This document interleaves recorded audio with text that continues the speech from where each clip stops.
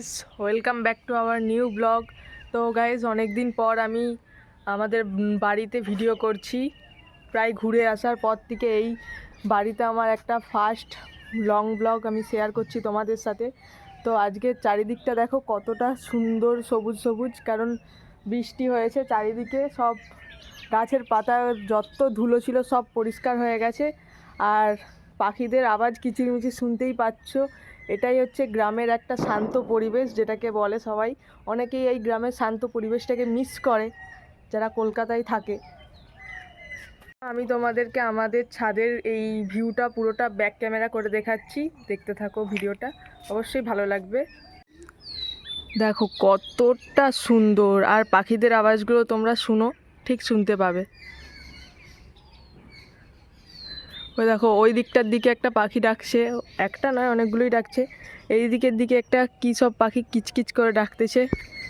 আর এটা হচ্ছে আমাদের বাতাবি গাছ, কত বাতাবিও হয়েছে দেখো, অনেক বাতাবি হয়েছে, ছোট ছোট সব বাতাবি। আর আমাদের নতুন সাবমার্সেল হয়েছে।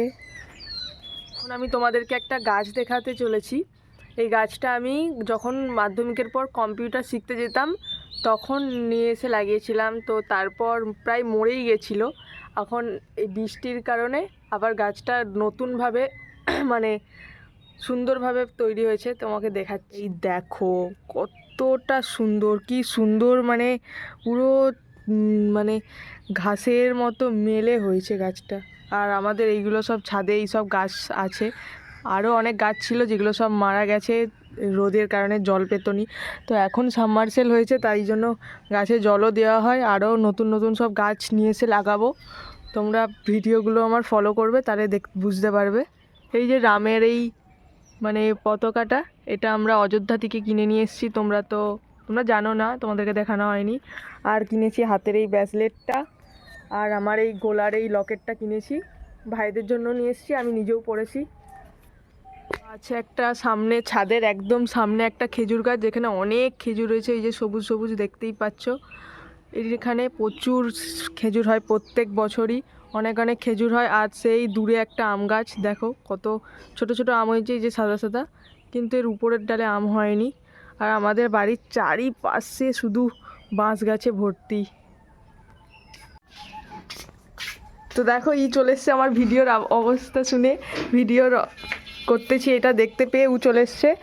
আর আজকে লাস্ট পরীক্ষা, ক্লাস 10-এর টেস্ট হচ্ছে এখন, লাস্ট পরীক্ষা দিতে যাবে। তারপর আমরা একটা শরৎচন্দ্রের বাড়ি যাব, সেখানেও একটা খুব সুন্দর ভিডিও নিয়ে আসবো। তোমরা আমার চ্যানেলটাকে সাবস্ক্রাইব করে রাখো।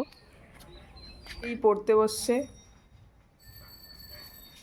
ঘরে একটা সরস্বতী ঠাকুর আছে যে বিদ্যা দিচ্ছে সরাসরি সোজাসুজি একদম। স্নান হয়ে গেছে তো দেখতেই পাচ্ছ।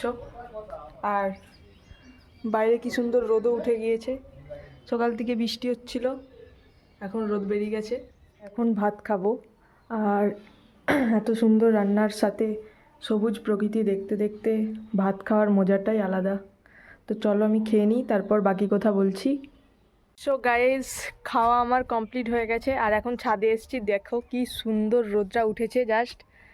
তো এখন আমি এই রোদটার কাছে কিছুক্ষণ থাকবো, তারপর তোমাদের সাথে আরও অনেক গল্প করব বিকেলে। তো আমাদের এটা এটা ছিল না, এটা জাস্ট 1 ঘন্টা আগে মিস্ত্রি দিয়ে লাগানো হয়েছে। তো ভিডিওটা দেখো কি সুন্দর চারিপাশটা।